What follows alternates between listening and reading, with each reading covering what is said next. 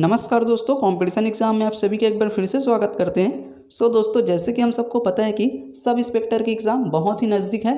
तो दोस्तों, इस बात को ध्यान में रखते हुए आज के इस वीडियो में हम हिंदी व्याकरण के कुछ महत्वपूर्ण प्रश्नों को लेकर आए हैं, जो कि आपके आने वाले जितने भी एग्जाम हैं उन सभी एग्जाम के लिए बहुत ही ज़्यादा इंपॉर्टेंट है।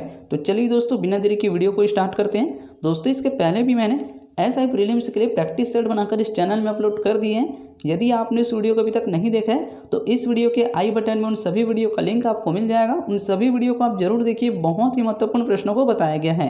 तो चलिए दोस्तों, बिना देरी के आज के इस वीडियो को हम स्टार्ट करते हैं। दोस्तों, आज के इस वीडियो में हम व्यापम के द्वारा पूछे गए प्रश्नों को कवर करने वाले हैं। प्रश्न नंबर पहला दिया हुआ है, कहाँ राजा भोज कहाँ गंगू तेली लोकोक्ति का अर्थ होता है। तो इस प्रश्न का सही आंसर हो जाएगा ऑप्शन नंबर सी, उच्च और साधारण की तुलना। कहाँ राजा भोज कहाँ गंगू तेली लोकोक्ति का सही अर्थ है ऑप्शन नंबर सी, उच्च और साधारण की तुलना। प्रश्न नंबर दूसरा दिया हुआ है, हिंदी भाषा के विकास का सही क्रम है। तो इस प्रश्न का सही आंसर हो जाएगा ऑप्शन नंबर ए, संस्कृत, पाली, प्राकृत, अपभ्रंश, अवहट्ट, हिंदी।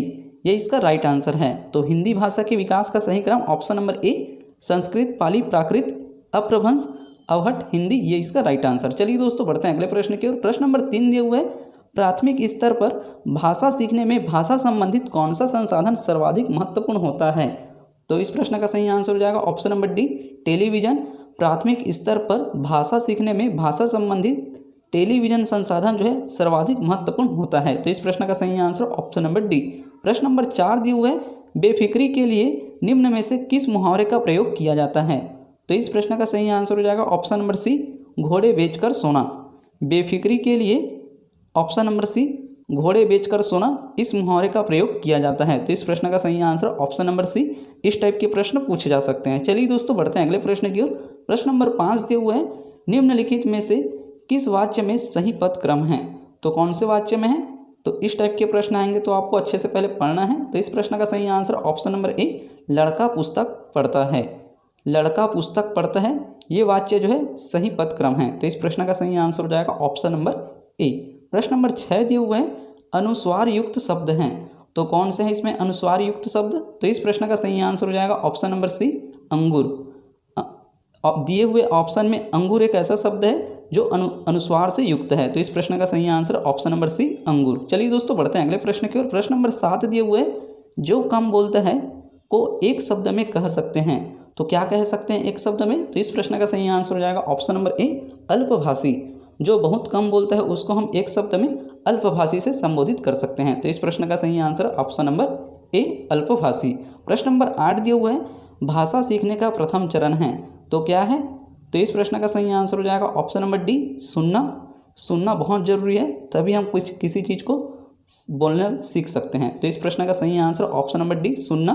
भाषा सीखने का प्रथम चरण सुनना होता है। चलिए दोस्तों, बढ़ते हैं अगले प्रश्न की ओर। प्रश्न नंबर 9 दिया हुआ है, इनमें से कौन सी भाषा आकलन में सबसे कम प्रभावी तरीका है। तो कौन सा है। तो इस प्रश्न का सही आंसर हो जाएगा ऑप्शन नंबर बी, कहानी लिखना। कहानी लिखना जो है भाषा आकलन में सबसे कम प्रभावी तरीका है। प्रश्न नंबर 10 दिया हुआ है, निम्न में से द्विगु समास नहीं है। तो कौन सा नहीं है। तो इस प्रश्न का सही आंसर हो जाएगा ऑप्शन नंबर डी, चतुर्भुज। चतुर्भुज जो है द्विगु समास नहीं है। तो इस प्रश्न का सही आंसर हो जाएगा ऑप्शन नंबर डी, चतुर्भुज।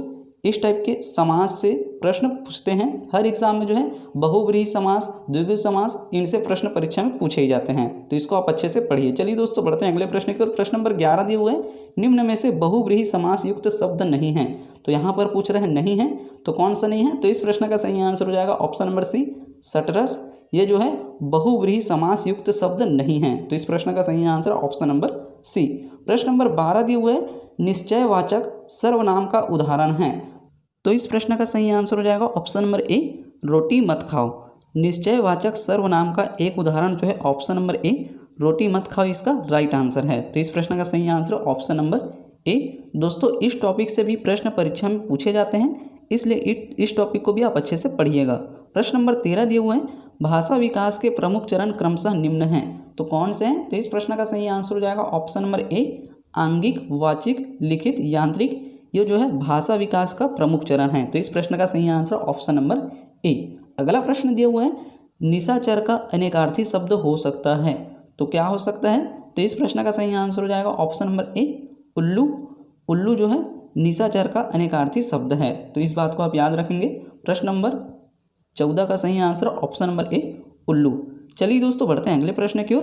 प्रश्न नंबर 15 दिया हुआ है, निम्नलिखित वाक्यों में से संदेहवाचक वाक्य को पहचानिए। तो कौन सा है संदेहवाचक वाक्य? तो इस प्रश्न का सही आंसर हो जाएगा ऑप्शन नंबर सी, उसने खा लिया होगा।